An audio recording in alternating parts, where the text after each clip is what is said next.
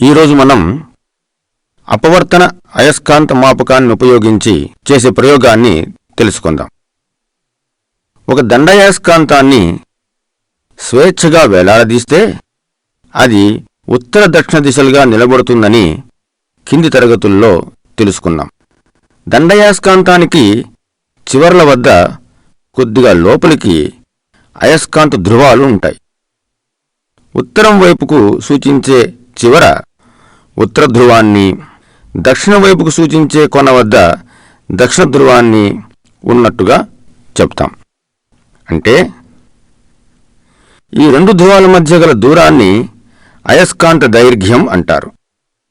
అంటే అయస్కాంత దైర్ఘ్యం దండాయస్కాంతం నిజమైన పొడవు కన్నా కొంత తక్కువగా ఉంటుంది అని అర్థం. దండాయస్కాంతం నిజమైన పొడవు x అయితే అయస్కాంత దైర్ఘ్యం 2l = 5/6 × x అవుతుంది. దండాయస్కాంత భ్రామకం దాని ధ్రువసత్వం అయస్కాంత దైర్ఘ్యాల లబ్ధానికి సమానం. అంటే M m × 2l అన్నమాట. ఒక దండాయస్కాంతానికి అయస్కాంత భ్రామకం అనేది మౌలికమైన అభిలక్షణం. ఒక దండాయస్కాంతానికి మరొక దండాయస్కాంతానికి ఈ అభిలక్షణమే ప్రధానమైన భేదం. అపవర్తన అయస్కాంత మాపకాన్ని ఉపయోగించి రెండు దండాయస్కాంతాల అయస్కాంత భ్రామకాలను పోల్చవచ్చు. అపవర్తన అయస్కాంత మాపకం టాంజెంట్ సూత్రం మీద ఆధారపడి పనిచేస్తుంది. ఆ సూత్రం ఏమిటో ఇప్పుడు చూస్తాం. ఒక చిన్న అయస్కాంత సూచిని దాని మధ్య బిందువు వద్ద సూదిమునపై స్వేచ్ఛగా ఉంచితే అది భూ అయస్కాంత యామ్యోత్తర దిశలో స్థిరత్వాన్ని పొందుతుంది. ఇప్పుడు దానికి లంబంగా మరొక అయస్కాంత క్షేత్రాన్ని దాని మధ్య బిందువు వద్ద ప్రయోగించినట్లయితే అయస్కాంత సూచి యామ్యోత్తర దిశ నుండి కొంత అపవర్తనం చెందుతుంది. ఈ అపవర్తనం తీటా అయితే సదిశాధర్మాలని అనుసరించి tan θ b/bh అని రాసుకోవచ్చు. లేదా b bh tan θ అని కూడా రాసుకోవచ్చు. ఇక్కడ bh అనేది భూ అయస్కాంత క్షేత్ర క్షితిజ సమాంతర అంశం అన్నమాట. ప్రయోగ ఉద్దేశ్యాలు: 1. అపవర్తన అయస్కాంత మాపకాన్ని ఉపయోగించి రెండు చిన్న దండాయస్కాంతాల అయస్కాంత భ్రామకాలను పోల్చడం. 2. అపవర్తన అయస్కాంత మాపకాన్ని ఉపయోగించి అయస్కాంతత్వంలో విలోమవర్గ నియమాన్ని ప్రయోగాత్మకంగా నిరూపించడం. కావలసిన పరికరాలు: దీనికి ఒక అపవర్తన అయస్కాంత మాపకం, భ్రామకాలను పోల్చవలసిన రెండు దండాయస్కాంతాలు కావాలి. వర్ణన: అపవర్తన అయస్కాంత మాపకం నిర్మాణం ఎలా ఉంటుందో ఇప్పుడు చూద్దాం. ఇది ఒక గుండ్రని కంపాసు పెట్టె. ఇందులో ఈ నల్లగా చిన్న లోహపు ముక్కలాగా కనిపించేదే అయస్కాంత సూచి.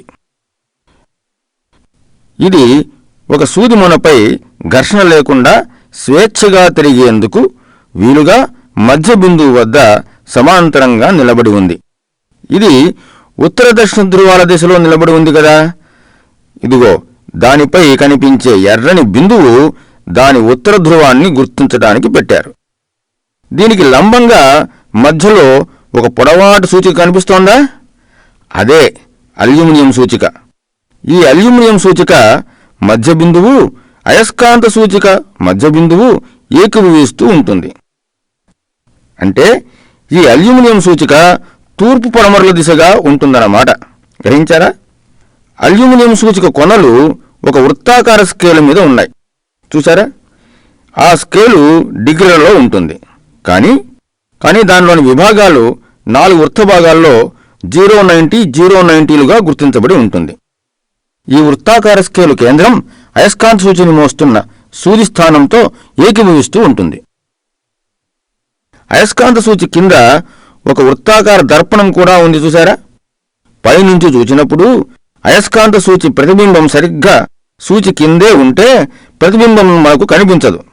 అప్పుడు మనం దృష్టి విక్షేప దోషం లేకుండా సూచిని చూస్తున్నాం అన్నమాట.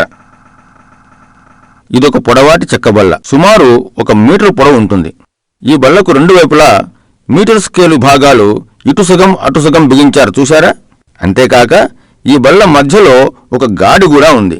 ఈ గాడి కేంద్రంతో రెండు వైపులా ఉన్న అర్ధమీటర్ స్కేలు శూన్యస్థానం ఏకీభవిస్తూ ఉంటుంది. కంపాస్ పెట్టె కింది భాగం ఈ గాడిలో సరిగ్గా దిగబడిపోతుంది. ఇప్పుడు కంపాస్ పెట్టె కేంద్రం గాడి కేంద్రంతో ఏకీభవిస్తూ ఉంటుంది. కంపాస్ పెట్టెను గాడిలో త్రిప్పడానికి వీలుగా ఉంటుంది. అలా తిప్పినప్పుడు వృత్తాకార స్కేలు పెట్టెతో సహా తిరుగుతుంది, కానీ అయస్కాంత సూచి తిరగదు. ఇదంతా కలిపి ఒక్క మాటలో చెబితే అదే అపవర్తన అయస్కాంత మాపకం.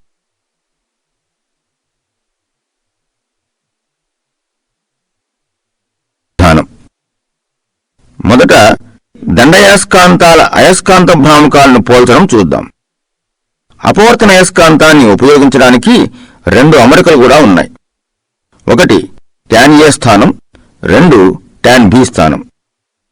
మళ్లీ ప్రతి అమరికలో అయస్కాంత భ్రామకాలను పోల్చడానికి రెండు పద్ధతులున్నాయి.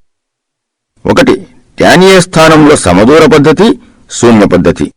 అలాగే ట్యాన్ బి స్థానంలో కూడా సమదూర పద్ధతి, శూన్య పద్ధతి. ముందు ట్యాన్ ఏ స్థానంలో సమదూర పద్ధతి. అపవర్తన అయస్కాంత మాపకాన్ని ట్యాన్ ఏ స్థానంలో ఉపయోగించేటప్పుడు దానిలోని అయస్కాంత సూచి ఇచ్చిన దండయాస్కాంతం అక్షీయ రేఖ మీద ఉంటుంది. ఇక్కడ అయస్కాంతం మధ్య బిందువు నుండి అయస్కాంత సూచి దూరం d అయితే అయస్కాంత సూచి వద్ద దండయాస్కాంత క్షేత్రం B = BA = 0/4π 2m/d³ అవుతుంది. ఇక్కడ m అనేది దండయాస్కాంతం భ్రామకం. దీనికి టాంజెంట్ సూత్రాన్ని అనువర్తింపజేసినట్లయితే B = BA = BH tan θ అని వ్రాసుకోవచ్చు. అంటే 0/4π 2m/d³ BH tan θ అన్నమాట. పై సమీకరణాన్ని బట్టి రెండు దండయాస్కాంతాలను వేరువేరుగా ఒకే దూరం d వద్ద ఉంచినప్పుడు వచ్చే అపవర్తనాలు θ1 θ2 అయితే 0/4π 2m1/d³ = BH tan θ1, 0/4π 2m2/d³ = BH tan θ2 అవుతాయి. కాబట్టి m1/m2 = tan θ1/tan θ2 అనే ఫార్ములాను సమదూర పద్ధతిలో ఉపయోగిస్తాం. ఈ పద్ధతిలో ప్రయోగ విధానాన్ని చూద్దాం. ముందుగా అపవర్తన అయస్కాంత మాపకాన్ని ట్యాన్ ఏ స్థానంలో ఉపయోగించేందుకు వీలుగా అమర్చుకోవాలి. మొదట కంపాస్ పెట్టెను గాడిలో పెట్టి నెమ్మదిగా ఇలా తిప్పుతూ 0 రెండు వైపులా ఉన్న స్కేలుకు మధ్య భాగంతో ఏకీభవించేలా చేయాలి. తర్వాత చెక్కబొళ్లను నెమ్మదిగా తిప్పుతూ అల్యూమినియం సూచిక 00లతో ఏకీభవించేటట్లు అమర్చాలి. ఇప్పుడు చెక్కబొళ్ల భుజాలు తూర్పు పడమరలుగా ఉన్నాయన్నమాట. అల్యూమినియం సూచిక, అయస్కాంత సూచి రెండూ కూడా సూదిమొన మీద ఉండటం చేత సవరించేటప్పుడు అవి కొంత అటూ ఇటూ కదులుతూ ఉంటాయి. అవి స్థిరత్వం పొందిన తర్వాతే ఖచ్చితంగా సవరించామో లేదో తెలుస్తుంది. ఇప్పుడు అయస్కాంత మాపకం రీడింగులు తీసుకోవడానికి సిద్ధంగా ఉంది. మనకు ఇచ్చిన రెండు అయస్కాంతాలను వేరువేరుగా గుర్తించడానికి వీలుగా వాటి మీద 1, 2 అని గుర్తులు పెడదాం. ఇప్పుడు మొదటి అయస్కాంతాన్ని తీసుకుని అయస్కాంత మాపకం భుజంపై ఒకవైపు ఉంచి దాని అక్షీయ రేఖ అయస్కాంత మాపకం కేంద్రం గుండా వెళ్లేటట్లు సవరించాలి. ఇప్పుడు దండయాస్కాంతాన్ని కంపాస్ పెట్టె వైపు జరిపితే అపవర్తన అయస్కాంత మాపకంలో అపవర్తనం పెరగడం, కంపాస్ పెట్టె నుంచి దూరంగా జరిపితే అపవర్తనం తక్కువ కావడం గమనించవచ్చు. ఈ విధంగా సవరిస్తూ అపవర్తనం 60 డిగ్రీల కంటే ఎక్కువ గాని 30 డిగ్రీల కంటే తక్కువ గాని లేకుండా ఉండేటట్లు ఒక దూరాన్ని ఎన్నుకోవాలి. ఉదాహరణకు ఇక్కడ 14 సెంటీమీటర్ల దూరంలో ఉంచితే అపవర్తనం సుమారు 60 డిగ్రీలు వస్తోంది. అలాగే 18 సెంటీమీటర్ల దూరంలో ఉంచితే అపవర్తనం 30 డిగ్రీలు అవుతోంది. కాబట్టి ఈ రెండు దూరాల మధ్య ఏదో ఒక దూరాన్ని తీసుకున్నా అపవర్తనం పైన చెప్పిన అవధిలోనే ఉంటుంది. కాబట్టి 16 సెంటీమీటర్లు అనే ఒక దూరాన్ని తీసుకుందాం. ఈ దూరం ఎప్పుడూ కూడా అపవర్తన మాపకం కేంద్రం నుండి అయస్కాంత మధ్య బిందువు వరకు అని గ్రహించాలి. ఇప్పుడు మొదటి అయస్కాంతం స్థానంలో అంటే 16 సెంటీమీటర్ల దూరంలో రెండవ అయస్కాంతాన్ని కూడా ఉంచి చూద్దాం. ఇప్పుడు కూడా అపవర్తనం 60 నుంచి 30 డిగ్రీల లోపలే ఉంటే ఈ దూరాన్ని నిర్ణయించుకోవచ్చు. ఇక్కడ కూడా సుమారు అంతే అపవర్తనం వస్తుంది చూసారా? కాబట్టి ఈ దూరాన్నే ఖాయం చేసుకుందాం. ఇక రీడింగులు తీసుకోవడం ఎలాగో చూద్దాం. మొదటి అయస్కాంతాన్ని ముందు చెప్పినట్లుగా అయస్కాంత మాపకం భుజం మీద 16 సెంటీమీటర్ల దూరంలో పెడదాం. ఇప్పుడు అపవర్తనాలు పరిశీలించి పట్టికలో వేసుకోవాలి కదా. ఒకసారి పట్టికను గమనిద్దాం. మొదటి రీడింగ్ అంటే క్రమసంఖ్య 1. అయస్కాంతాన్ని ఉంచిన దూరం d 16 సెంటీమీటర్లు అని రాసుకుందాం. తరువాత మొదటి అయస్కాంతాన్ని ఉపయోగిస్తున్నాం కాబట్టి అయస్కాంతం 1 అని రాసుకుందాం. అయస్కాంతం ఒకవైపు ఉంచినప్పుడు అపవర్తనాలు అనే అంశం కింద తీటాలు ఉన్నాయి చూశారా? ఇక్కడ అల్యూమినియం సూచిక కొనలు ఏకీభవించే రెండు కోణాలు θ1 θ2 కింద రాసుకోవాలి. ప్రస్తుతం అవి 55 డిగ్రీలు 54 డిగ్రీలును. ఇలా θ1 కింద 55 θ2 కింద 54 రాసుకుందాం. తరువాత అదే అయస్కాంతాన్ని అక్కడే అంటే అదే బిందువు వద్ద ధ్రువాలను తారుమారు చేసి అంటే ఇలా తిప్పి ఉంచాలి. అప్పుడు అల్యూమినియం సూచిక ఏకీభవించే కోణాలు θ3 θ4లను గుర్తించి వ్రాసుకోవాలి. ఇక్కడ θ3 56 డిగ్రీలు అయితే θ4 57 డిగ్రీలు వస్తోంది. ఇలా వ్రాసుకుందాం.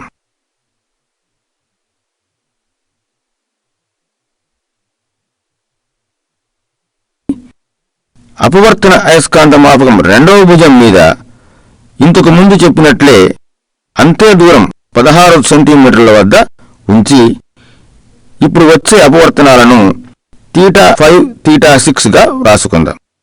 ఇక్కడ θ5 55 డిగ్రీలు కాగా θ6 54 డిగ్రీలు అవుతుంది.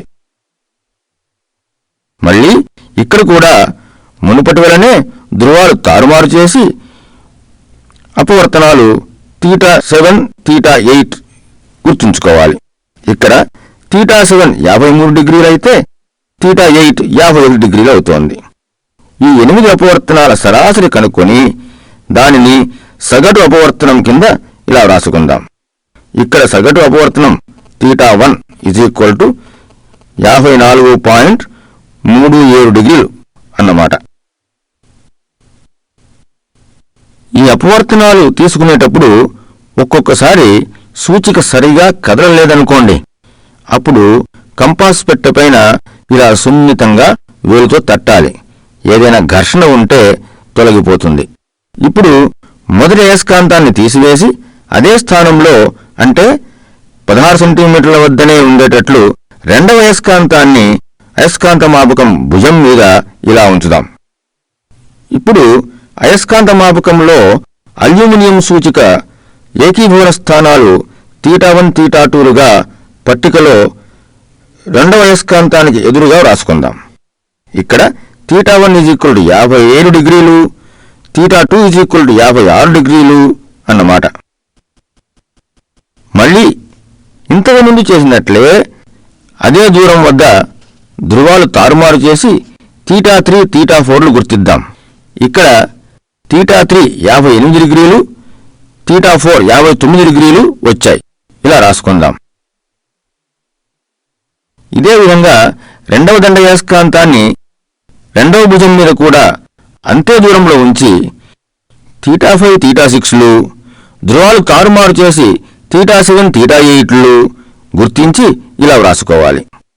θ5 55 డిగ్రీలు, θ6 56 డిగ్రీలు, θ7 57 డిగ్రీలు, θ8 56 డిగ్రీలు వచ్చాయి. ఈ 8 అనువర్తనాల సగటు అపవర్తనం θ2గా పట్టికలో వ్రాసుకుందాం. θ2 56.75 అన్నమాట. ఇప్పుడు ఈ θ1 θ2లకు సరి అయిన టాంజెంట్ విలువలను వ్రాసుకోవాలి. ఇక్కడ tan θ1 tan 54.37 1.39, అలాగే tan θ2 tan 56.75 1.52 అన్నమాట. తర్వాత tan θ1/tan θ2 నిష్పత్తిని లెక్కగట్టాలి. ఇక్కడ ఉదాహరణలో tan θ1/tan θ2 1.39/1.52 0.91 వచ్చింది. దీనిని ఆ రెండు దండాయస్కాంతాల అయస్కాంత భ్రామకాల నిష్పత్తిగా గ్రహించాలి. అంటే m1/m2 tan θ1/tan θ2 అన్నమాట. రెండు దండయాస్కాంతాలను ఒకే దూరంలో ఉంచి ఉపయోగించాము కాబట్టి దీనిని సమదూర పద్ధతి అంటారు. ఇదే విధానంలో వేరొక దూరాన్ని కూడా ఎన్నుకొని ప్రయోగాన్ని ఇలాగే మళ్లీ చేయవచ్చు. ఇప్పుడు పట్టికలో చూపినట్లు 18 సెంటీమీటర్ల దూరంలోనూ అలాగే 20 సెంటీమీటర్ల దూరంలోనూ కూడా రీడింగులు తీసుకోవచ్చు. ఇప్పుడు చివరికి tan θ1/tan θ2 నిష్పత్తి ఇంచుమించు ఒకే విలువ రావడం గమనించవచ్చు. ఈ విధంగా వచ్చిన నిష్పత్తులకు సరాసరి లెక్కగట్టి దానిని సగటు m1/m2గా తెలుసుకోవాలి. ఇక్కడ సరాసరి m1/m2 0.91 వచ్చింది.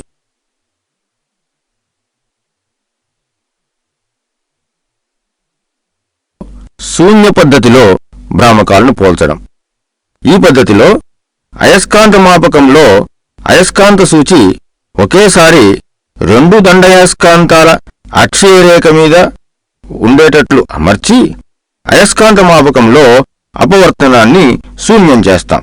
అంటే ఈ స్థితిలో వాటి అక్షీయ క్షేత్రాలు పరస్పరం సంతులనం చేసుకుంటాయి అన్నమాట.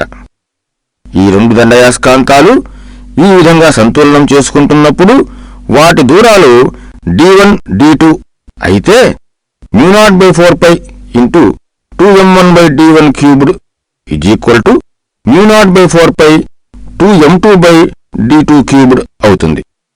వాటి భ్రామకాల నిష్పత్తి m1/m2 d1³ అవుతుంది. ఈ పద్ధతిలో ఈ ఫార్ములాను ఉపయోగిస్తామన్నమాట. ట్యాన్య స్థానంలో శూన్య పద్ధతి ప్రయోగ విధానం. మొదట చెప్పినట్లుగా అపవర్తన అయస్కాంత మాపకాన్ని ట్యాన్య స్థానంలో ఉపయోగించేందుకు వీలుగా అమర్చుకోవాలి. అల్యూమినియం సూచిక 00తో ఏకీభవించేటట్లు సవరించాలి. ఇప్పుడు 1వ దండయస్కాంతాన్ని తీసుకుని దాని అక్షీయ రేఖ అయస్కాంత సూచి మధ్య బిందువు గుండా వెళ్లేటట్లు అమర్చాలి. అయస్కాంతం మధ్య బిందువు ఒక నిర్ణీతమైన దూరంలో d1లో ఉండేటట్లు సవరించాలి. ఉదాహరణకు ఇక్కడ d1 16 సెంటీమీటర్లు అనుకోండి. దీనిని పట్టికలో రాసుకోవాలి. ఇది శూన్య పద్ధతికి సంబంధించిన పట్టిక. ఇందులో క్రమసంఖ్య 1 d1 కింద 16 సెంటీమీటర్లు రాసుకుందాం. ఇప్పుడు రెండవ అయస్కాంతాన్ని అయస్కాంత మాపకం అవతల భుజం మీద ఉంచాలి. రెండు దండయస్కాంతాల సజాతి ధ్రువాలు ఎదురెదురుగా ఉంటూ అయస్కాంత అక్షీయ రేఖలు ఏకీభవిస్తూ ఉండాలి.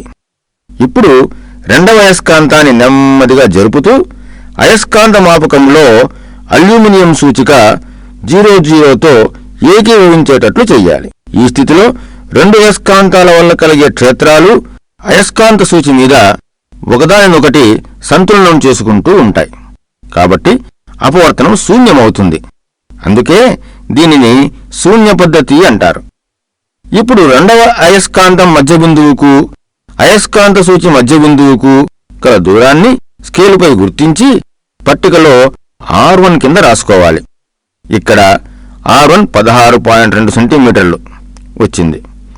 తర్వాత మొదటి అయస్కాంతాన్ని అదే స్థానంలో ధ్రువాలను ఇలా తారుమారు చేసి అదే D1 16 సెంటీమీటర్స్ వద్ద ఉంచాలి. ఇప్పుడు రెండవ దండాయస్కాంతాన్ని కూడా ధ్రువాలను తారుమారు చేసి ముందుకు వెనుకకు జరుపుతూ అల్యూమినియం సూచికను 00తో ఏకీభవించేటట్లు చేయాలి. ఈ స్థితిలో రెండవ అయస్కాంత దూరం R2 పట్టికలో రాసుకోవాలి. ఇక్కడ R2 16.1 సెంటీమీటర్లు వచ్చింది. ఇప్పుడు అయస్కాంతాలను అయస్కాంతమాపకం భుజాలపై పరస్పరం ఇలా మార్చాలి. కానీ మొదటి అయస్కాంతాన్ని మార్చిన భుజంపై మళ్ళీ అంతే దూరంలో ఉంచాలి. అంటే ఇక్కడ కూడా D1 16 సెంటీమీటర్లే ఉండేటట్లు అమర్చాలి. రెండవ అయస్కాంతాన్ని ఇంతకు ముందులాగే జరుపుతూ మళ్లీ శూన్యాపవర్తనం ఏ స్థానంలో వస్తుందో జాగ్రత్తగా సవరించి ఖచ్చితంగా తెలుసుకోవాలి. ఈ స్థితిలో అపవర్తన అయస్కాంతమాపకం కేంద్రం నుండి రెండవ అయస్కాంతం మధ్య బిందువు వరకు గల దూరాన్ని R3గా ఇలా గుర్తించాలి. ఇక్కడ R3 16.3 సెంటీమీటర్లు వచ్చింది. ఇది పట్టికలో రాసుకుందాం. ఇక్కడ కూడా ధ్రువాలను తారుమారు చేసి ఇంతకు ముందు చేసినట్లే మొదటి అయస్కాంతాన్ని D1 16 సెంటీమీటర్ల వద్ద ఉంచి రెండవ అయస్కాంతాన్ని సవరిస్తూ శూన్యాపవర్తనాన్ని సాధించాలి. ఈ స్థితిలో కూడా రెండవ అయస్కాంత దూరం R4ను గుర్తించి పట్టికలో రాసుకోవాలి. ఇక్కడ R4 16.1 సెంటీమీటర్లు వచ్చింది. ఈ R1, R2, R3, R4ల సరాసరి లెక్కగట్టి సగటు దూరం D2 కింద రాసుకోవాలి. ఇక్కడ D2 చివరిగా D1³ గణిస్తే వచ్చే నిష్పత్తే అయస్కాంత భ్రామకాల నిష్పత్తి. అంటే M1/M2 D1³ ఇక్కడ D1³ ఈ విధంగానే మొదటి అయస్కాంతం దూరం D1ను మార్చి దానికి సరి అయిన R1, R2, R3, R4ల విలువలను కనుక్కొని ఇంకొక రీడింగు కూడా తీసుకోవచ్చు. పట్టికలో చూపినట్టు రెండవ రీడింగుకు D1 18 సెంటీమీటర్లు, అదేవిధంగా మూడవ రీడింగుకు 20 సెంటీమీటర్లు తీసుకుని ప్రయోగాన్ని అదేవిధంగా మళ్ళీ చేస్తే వచ్చే విలువల్ని పట్టికల్లో మనం చూపించాం. చివరిగా ఇలా ప్రతి రీడింగులోనూ D1³/D2³ గణించి చూస్తే అది దాదాపు స్థిరాంకంగా వస్తుంది. ఈ మూడు రీడింగులలో వచ్చిన సరాసరి D1³/D2³ విలువలు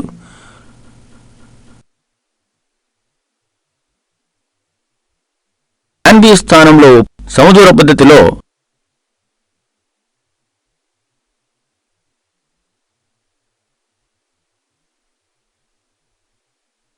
ఈ ప్రయోగ విధానాన్ని చూద్దాం.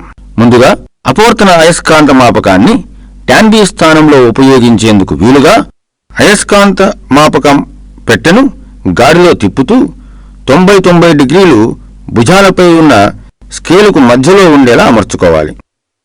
తర్వాత అయస్కాంత మాపకం భుజాలను నెమ్మదిగా తిప్పుతూ అల్యూమినియం సూచిక 00తో ఏకీభవించేటట్టు చేయాలి. అంటే ఇప్పుడు భుజాలు ఉత్తర దక్షిణ దిశల్లో ఉన్నాయన్నమాట. ఈ విధంగా అయస్కాంత మాపకం tan B స్థానంలో ఉపయోగించేందుకు సిద్ధంగా ఉందన్నమాట.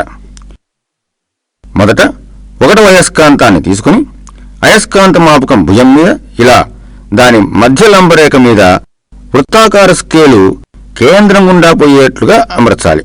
అపవర్తనం 30 డిగ్రీల కంటే తక్కువగా లేదా 60 డిగ్రీల కంటే ఎక్కువగా ఉండకూడదు. ఉదాహరణకు ఇక్కడ 35 డిగ్రీలు దాదాపుగా ఉంది. ఇప్పుడు మొదటి అయస్కాంతాన్ని తొలగించి అదే స్థానంలో అదే విధంగా రెండవ అయస్కాంతాన్ని ఉపయోగించి చూడాలి. ఇప్పుడు కూడా అపవర్తనం 30-60 డిగ్రీల మధ్యగానే ఉంటే ఆ దూరాన్ని నిర్ణయించుకొని ఉపయోగించవచ్చు. ఇక్కడ 16 సెంటీమీటర్ల దూరంలో రెండవ అయస్కాంతం కూడా దాదాపు 35 డిగ్రీల అపవర్తనాన్ని ఇస్తూ ఉండడం చేత ఆ దూరాన్ని ఉపయోగించడానికి అభ్యంతరం లేదన్నమాట. ఈ విధంగా ఒక తగిన దూరాన్ని నిర్ణయించుకుని ప్రారంభించాలి. ఈ పద్ధతిలో తీసుకునే రీడింగులు వరుస క్రమంలో రాసుకోవడానికి వీలుగా పట్టిక తయారు చేసుకోవాలి. ఇదిగో ఈ విధంగా ఉంటుంది పట్టిక. ఈ పట్టికను గమనిస్తే ఇది కూడా టాంజే సమదూర పద్ధతిలో ఉపయోగించిన పట్టికలాగే ఉంది కదూ?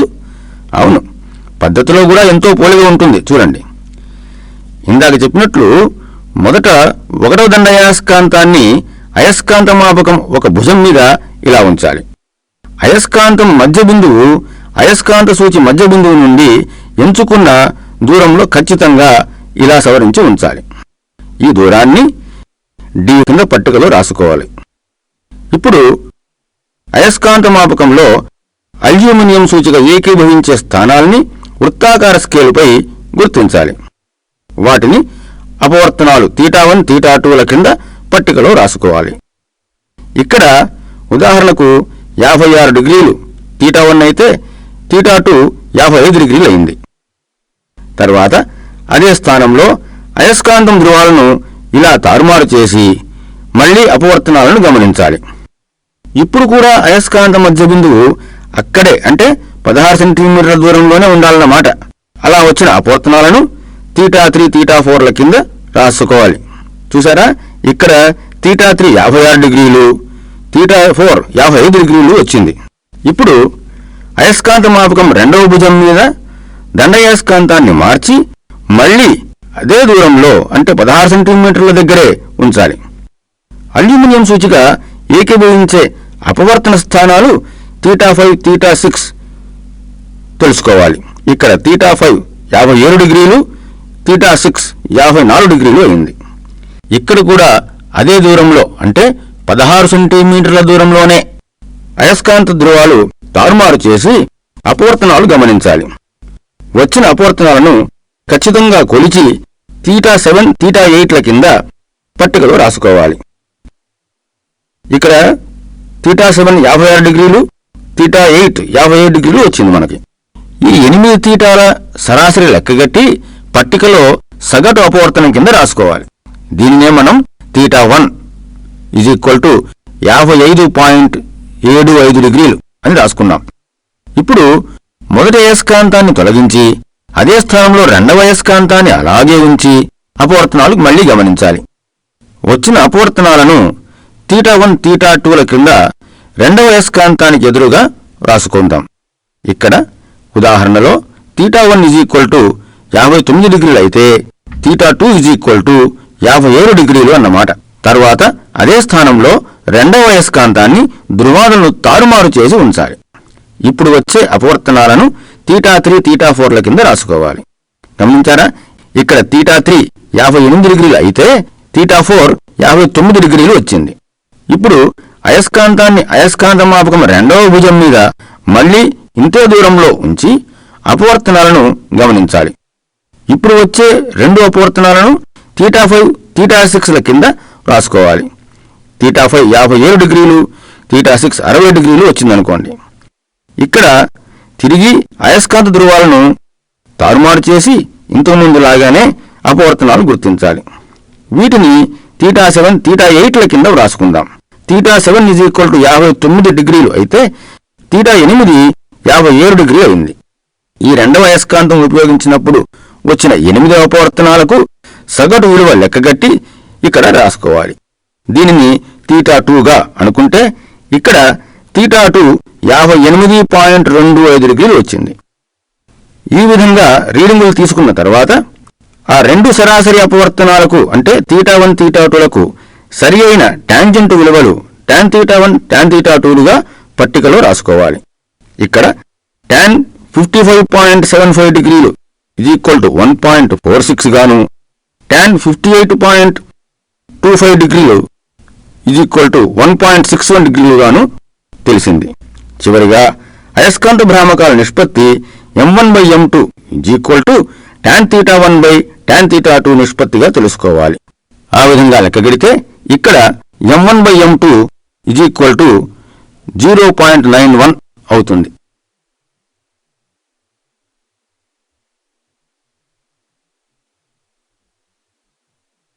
ఇదే విధంగా వేరొక దూరాన్ని కూడా ఎంచుకొని ఇదే ప్రయోగ పద్ధతిని మళ్ళీ చేస్తే రెండవ రీడింగ్ వస్తుంది. అదేవిధంగా మూడవ రీడింగ్ కూడా తీసుకోవచ్చు. ఇక్కడ రెండవ రీడింగ్లో దూరం 18 సెంటీమీటర్లు గాను, మూడవ రీడింగ్లో దూరం 20 సెంటీమీటర్లు గాను తీసుకున్నాం. అప్పుడు m1/m2 విలువ 0.90 గాను 0.92 గాను వరుసగా వచ్చింది. ఇలా గణించి చూస్తే చివరికి ఈ నిష్పత్తి అన్ని రీడింగులలోనూ ఇంచుమించు ఒకే విలువగా వచ్చినట్టుగా గుర్తించవచ్చు. దాని నుంచి సగటు m1/m2 విలువ లెక్కగడితే మనకు 0.91 గా వచ్చింది.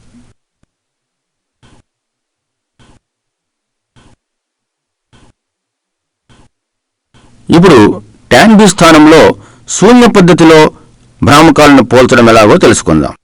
tan B స్థానంలో అయస్కాంత సూచి దండాయస్కాంతం మధ్యలంబరేఖ మీద ఉంటుందని ఇంతకుముందే చెప్పుకున్నాం కదా.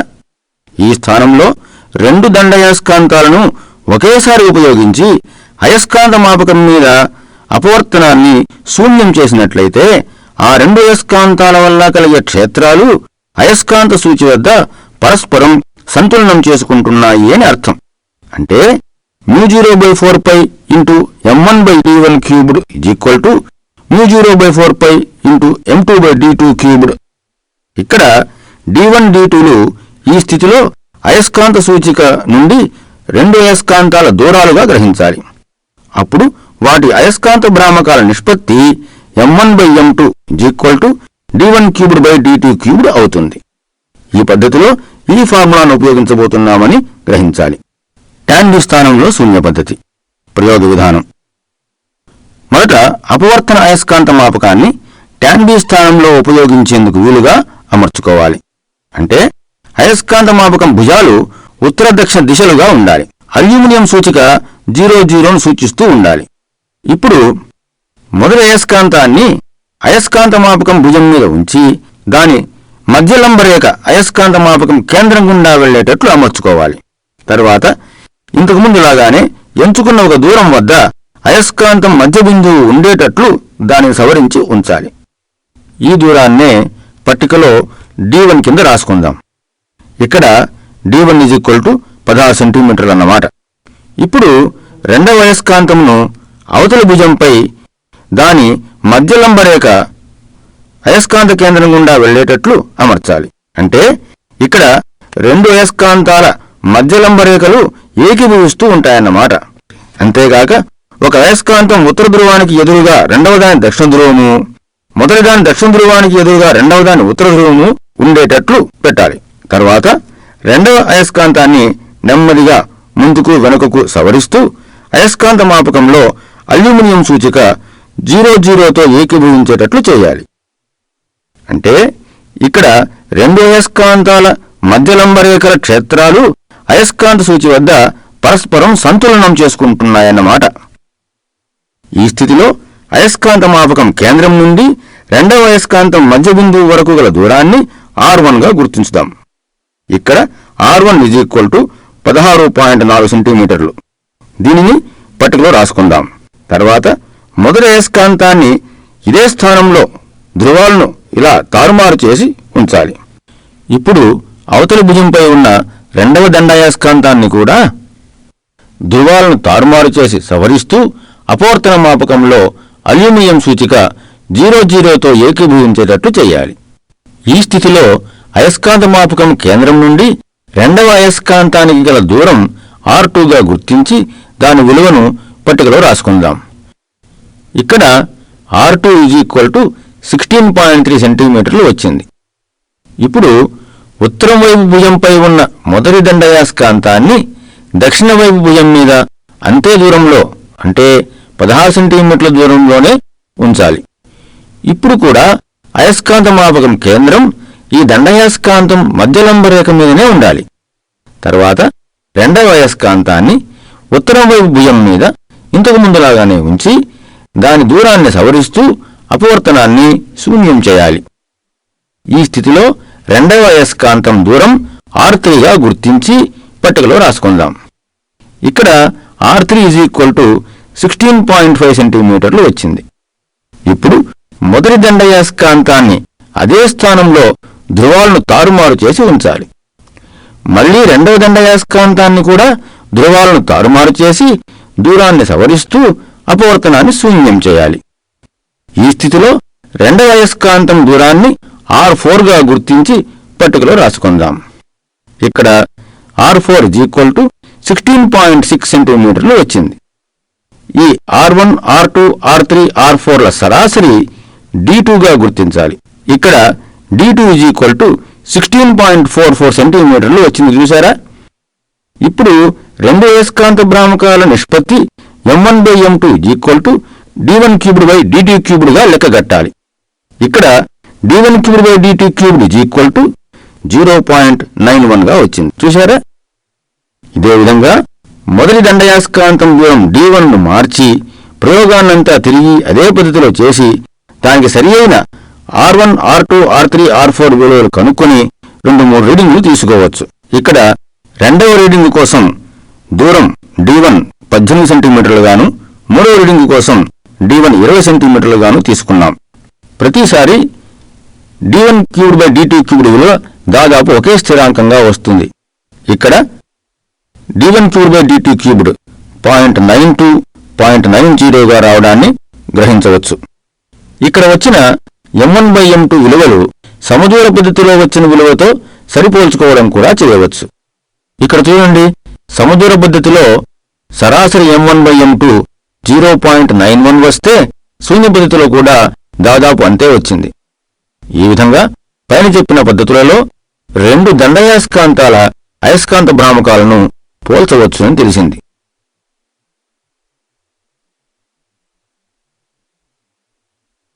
ఇప్పుడు అపవర్తన అయస్కాంత మాపకాన్ని ఉపయోగించి అయస్కాంతత్వంలో విలోమవర్గ నియమాన్ని నిరూపించడం కూడా చేయవచ్చు. ఈ పద్ధతిని గాస్ పద్ధతి అని కూడా అంటారు.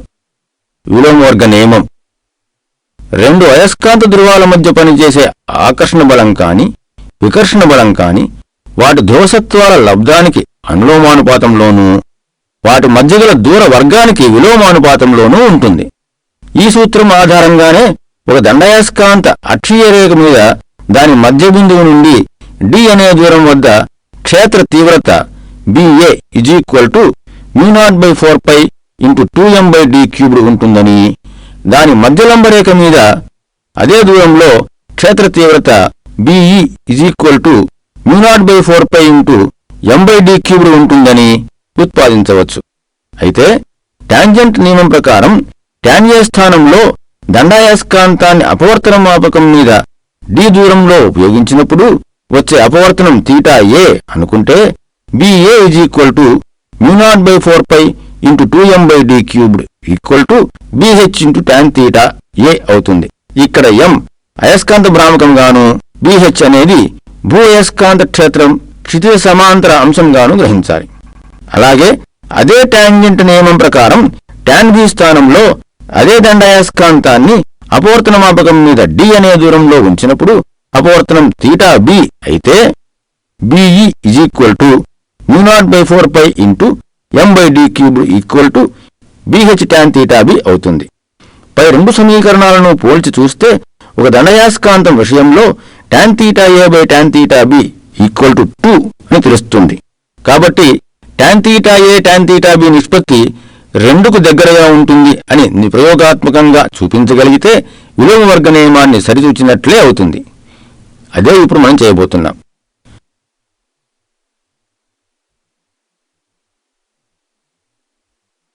పద్ధతి చూద్దాం. ముందుగా అయస్కాంత మాపకాన్ని tan A స్థానంలో ఉపయోగించేందుకు వీలుగా అమర్చుకోవాలి. అంటే ఇంతకు ముందు ప్రయోగంలో చెప్పినట్టు అయస్కాంత మాపకం భుజాలు తూర్పు పడమరలుగా అల్యూమినియం సూచికకు సమాంతరంగా ఇలా అమర్చుకోవాలి. అల్యూమినియం సూచిక 00తో ఏకీభవించేటట్లు కంపాస్ పెట్టును సవరించి పెట్టుకోవాలి. తర్వాత ఒక దండయాస్కాంతాన్ని తీసుకుని tan A పద్ధతిలో చెప్పినట్లు తగిన దూరం d వద్ద ఉంచాలి. ఈ దూరం d విలువ ఎంత ఉండాలంటే ఆ దండయాస్కాంతాన్ని tan A స్థానంలో ఉపయోగించినా tan B స్థానంలో ఉపయోగించినా అపవర్తనాలు మాత్రం 30-60 డిగ్రీల మధ్యలోనే రావాలి.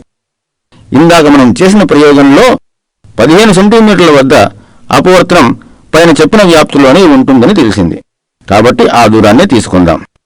దండయాస్కాంతాన్ని ఈ దూరం వద్ద ఉపయోగించి tan A స్థానం సమదూర పద్ధతిలో చెప్పినట్లు 8 అపవర్తనాలని గుర్తించి పట్టికలో క్రమసంఖ్య 1 దగ్గర θ1 నుంచి θ8 వరకు రాసుకోవాలి. ఈ 8 అపవర్తనాల సరాసరి మనకు θA = 60 డిగ్రీలుగా వచ్చింది. తర్వాత అయస్కాంత మాపకాన్ని tan B స్థానంలో ఉపయోగించడానికి వీలుగా అమర్చుకోవాలి. అంటే అయస్కాంత మాపకం భుజాలు ఉత్తర దక్షిణ దిశలుగా అయస్కాంత సూచికి సమాంతరంగా ఉండాలి. అల్యూమినియం సూచిక 00తో ఏకీభవిస్తూ ఉండాలి.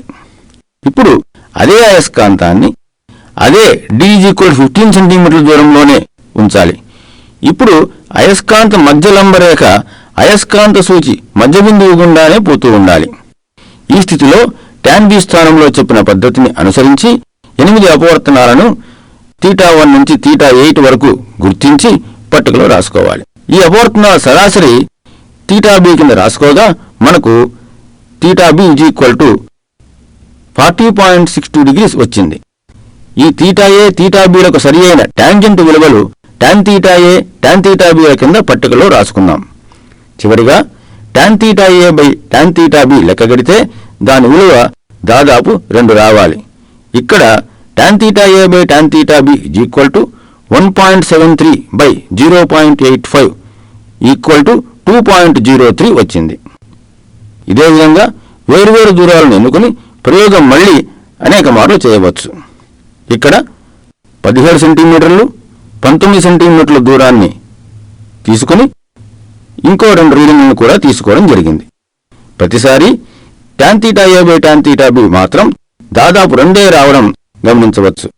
ఈ విధంగా విలోమ వర్గ నియమాన్ని గాసియా పద్ధతిలో రుజువు చేయవచ్చు.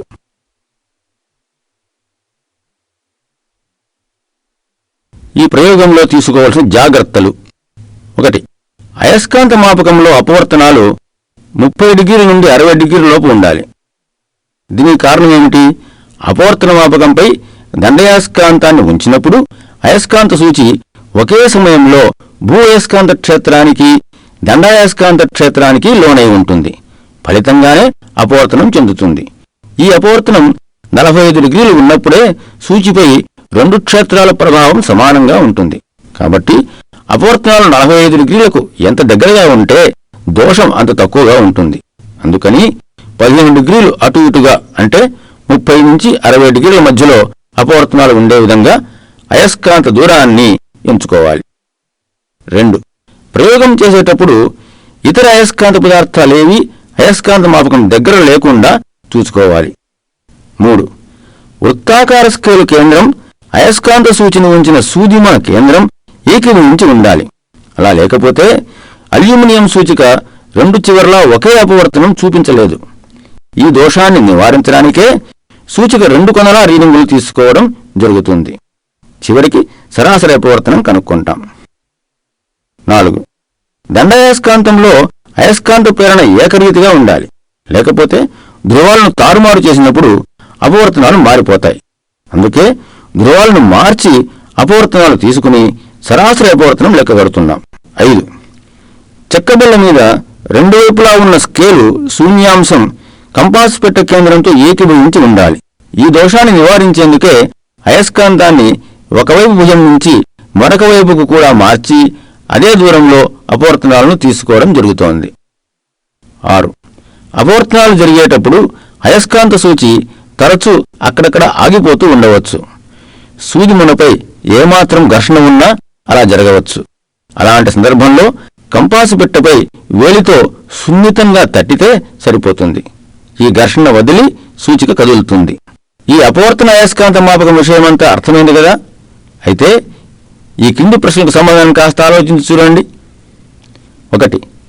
సమదూర పద్ధతిలో ప్రయోగం చేసేటప్పుడు అయస్కాంతాన్ని ఒక నిర్ణీత దూరంలో ఉంచినప్పుడు tan B స్థానంలో వచ్చే అపవర్తనం అదే దూరంలో tan A స్థానంలో కంటే చాలా తక్కువగా ఉంటుంది. దీనికి కారణం ఏమిటి? 2.